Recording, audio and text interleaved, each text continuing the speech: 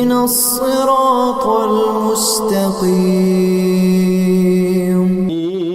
يضروكم إلا أذى وإن يقاتلوكم يولوكم الأدبار ثم لا ينصرون رب اشرح لي صدري ويسر لي أمري واحلل عقدة من لساني يفقه قولي فالحمد لله والصلاة والسلام على رسول الله وعلى آله وصحبه ومن والاه ثم أما بعد. Once again, Assalamu alaikum wa rahmatullahi wa barakatuhu.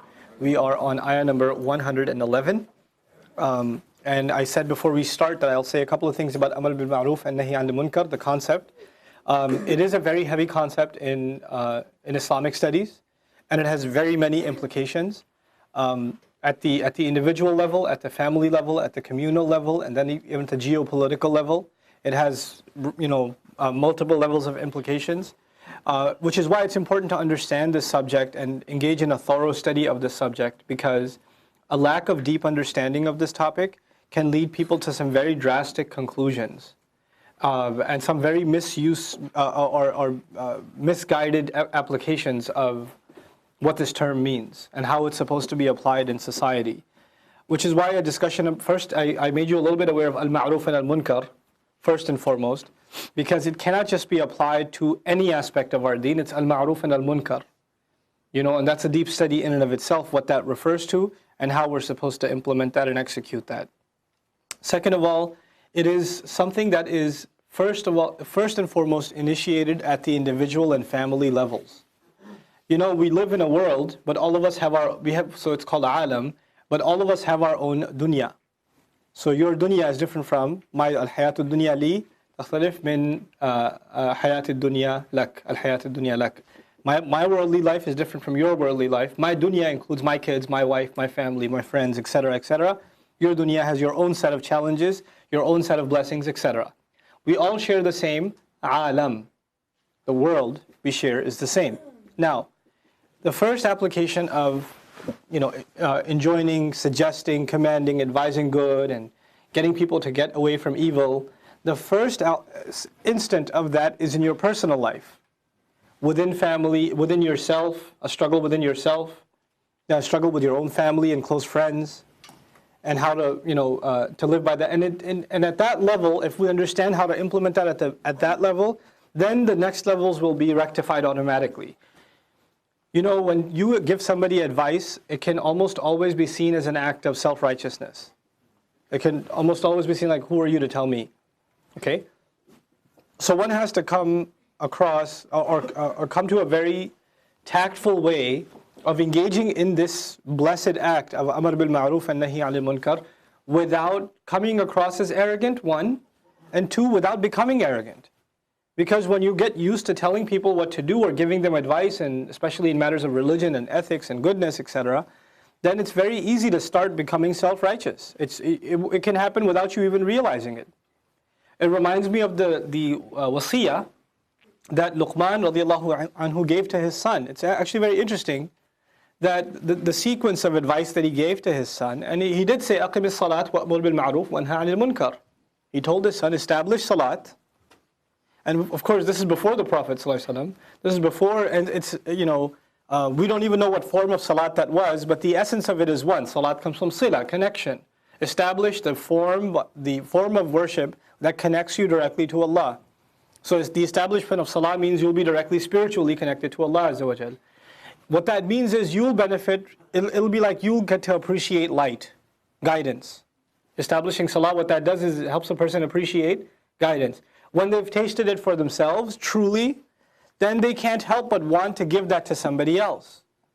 If you've really come across something wonderful, and you love others, then you'll want to share it with them. If somebody gave you a really awesome, I'm a chocolate freak, so somebody gave me chocolate, amazing chocolate. I want to share it with my kids, yeah, right.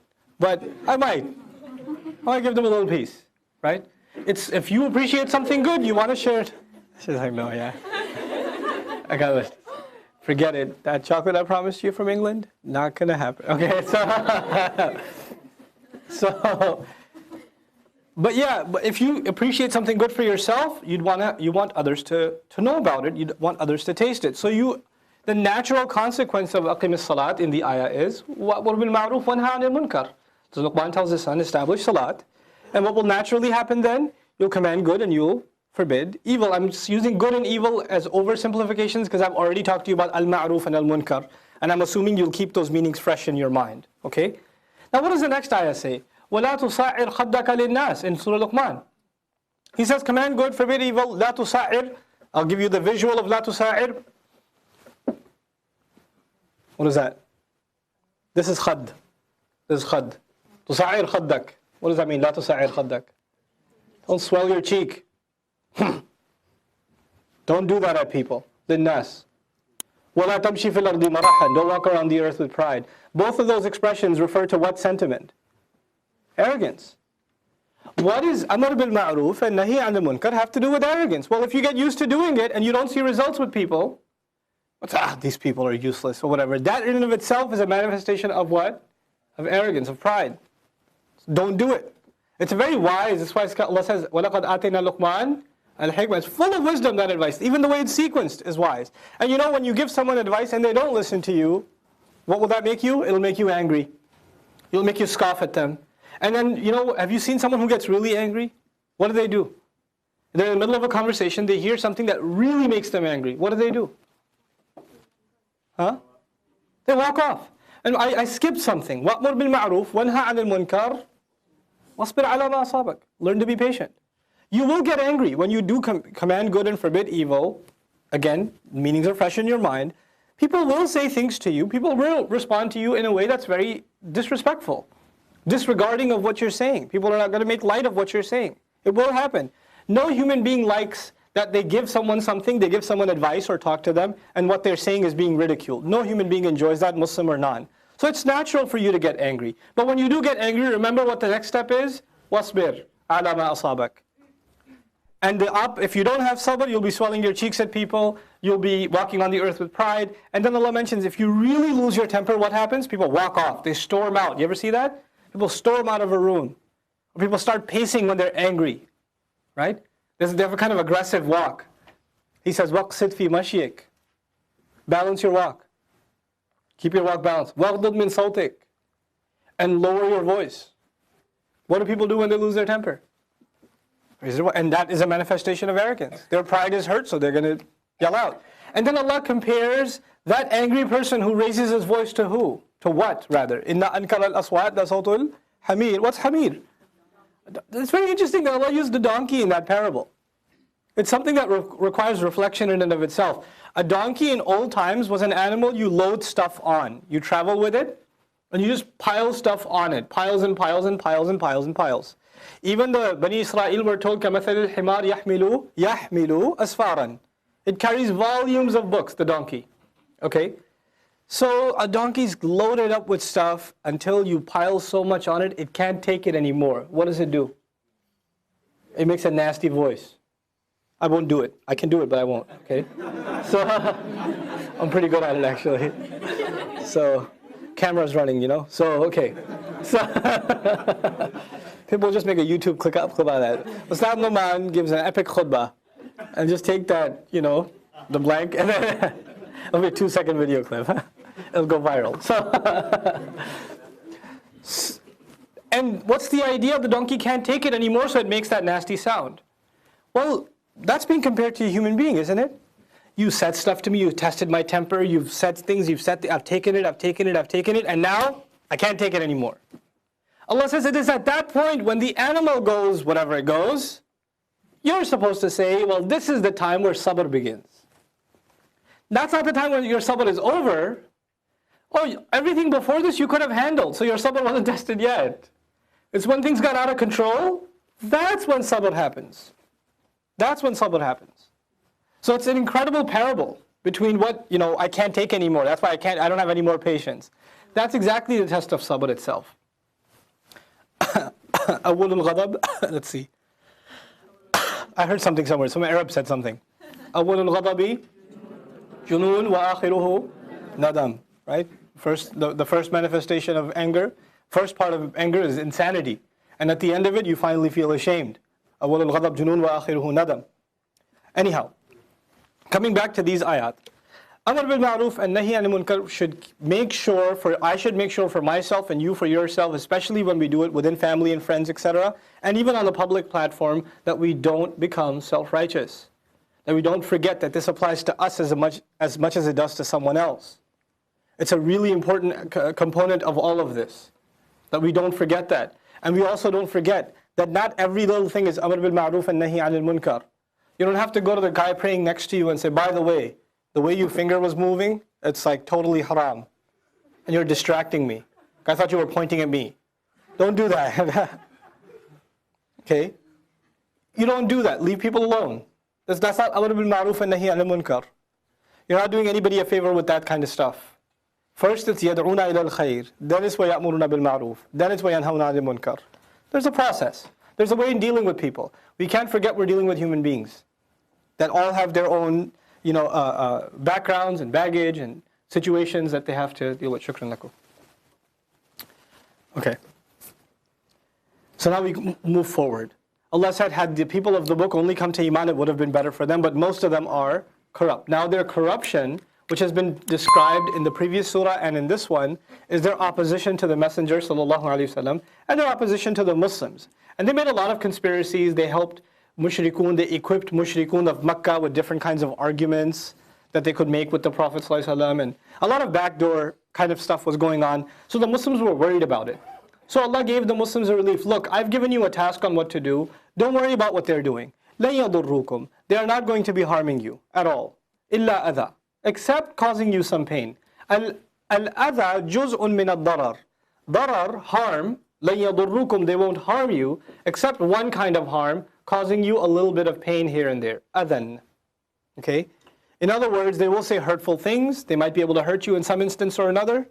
They might be able to, declare policies or something like that. That'll hurt you. That'll hurt your dignity, etc. Other than that, they're not going to be able to harm you much. وَإِن يُقَاتِلُوكُمْ. And even if they were to fight you, يُوَلُّوكُمُ الْأَدْبَارَ. They would turn their backs on you. وَلَّا يُوَلِّي تَوْلِيَا. To turn something. What would they turn? The backs. They'd turn their backs to you, maybe they'd run in fear. يُوَلُّوكُمُ الْأَدْبَارَ. ثُمَّ لَا يُنصَرُونَ. Then they won't be aided. They won't be given any help at all. So Allah is preparing the Muslims, because again, some of these ayat are pre-Uhud and some of them are going to be post-Uhud. And even then we're being prepared that yes, eventually you will be in conflict even with some people of the book. Even not just with the mushrikun of Makkah, even the people of the book will be engaged in conflict with you. So if it does happen, they'll turn their backs. ضُرِبَتْ عَلَيْهِمُ الذِّلَّةُ. The humiliation, powerlessness was slapped on them. They were hit with it. It was struck upon them. أَيْنَمَا ثُقِفُوا. Wherever they may be found. Wherever they were found. In other words, they were in a diaspora. They went from nation to nation. They were a wandering nation. And wherever they went, humiliation followed them. إِلَّا بِحَبْلٍ مِّنَ اللَّهِ وَحَبْلٍ مِّنَ النَّاسِ. Except by a rope extended from Allah. In other words, they were in the middle of this humiliated life, and Allah extended them some relief, some rope. Or a rope extended to them from among the people. Some people, some other nation, some powerful nation took them in and gave them some rule, gave them some place to be. Even at the time of Isa alayhi salam, for example, the Jewish community had its own kingdoms, 2 kingdoms, but they were both under Roman rule. Hablim minan nas. So they had a state, or they had 2 states as a matter of fact, but they were both under larger control. Which is why Isa alayhi salam, they tried to get him in trouble not with their own governance, but with the actual kings, the Romans, that he's a traitor to the Romans, right? This is hablum minan nas, a rope extended from the people. وَبَاءُ بِغَضَبٍ مِّنَ اللَّهِ. And they drew upon themselves rage from Allah. وَضُرِبَتْ عَلَيْهِمُ الْمَسْكَنَةِ. And humiliation was slapped upon them in addition. Maskana, actually powerlessness. I've described to you before, masaka and sakana together is maskana. Masaka to stop, sakana to stop, move. Masaka again to stop something, and sakana to be stationary. In other words, you can't move, you can't get out of your position.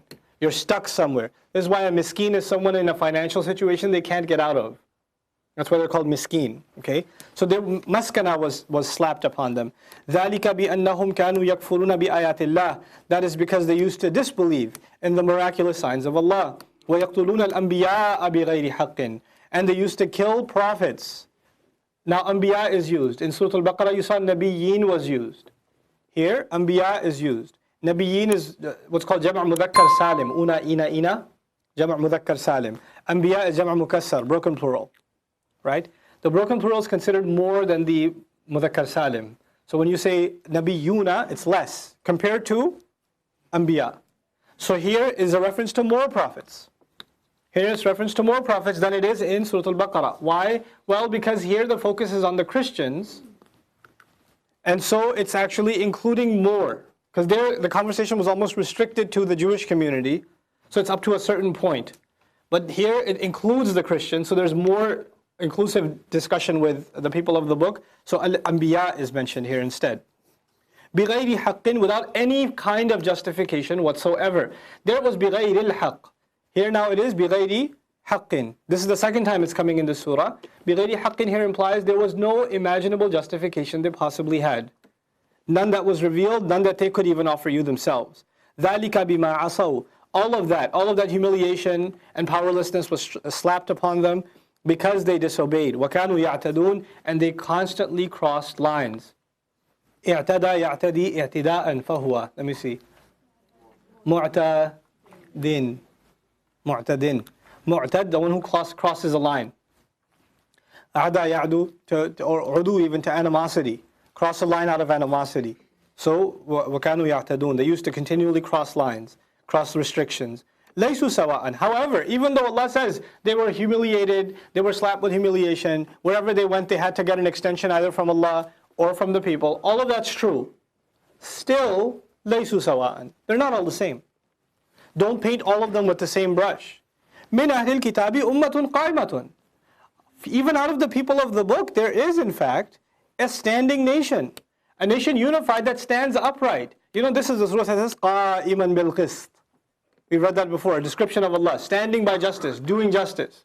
This is a stand-up nation. And what makes them stand up? يَتْلُونَ آيَاتِ اللَّهِ. They recite the miraculous signs of Allah. Can there be people of the book that have not yet come into contact with the message of Rasulullah sallallahu alaihi wasallam that are actually, they somehow still didn't do shirk with Isa alayhi salam or kufr with any of the other prophets and are still waiting for a prophet to come and they're still from the people of the book but they still haven't seen the messenger alayhi salatu wasalam? Is it possible? Absolutely. And one of these sincere believers who's like Warqa ibn Nawfal. Warqa ibn Nawfal, you know, he's the one who confirmed the prophet's messengership based on what? Based on the revelation he had already studied. And he's a muwahhid also. So he knows that this is a true message. So there may be others like that. And among them you have those kinds of people. يَتْلُونَ آيَاتِ اللَّهِ. They recite the ayat of Allah. أَنَاءَ اللَّيْلِ. In the hours of the night, in the moments of the night. أَنَاءَ اللَّيْلِ. وَهُمْ يَسْجُدُونَ. While they're in sajda. And that's another qualifier. Allah describes people of the book that engage in the act of, what specific act of worship?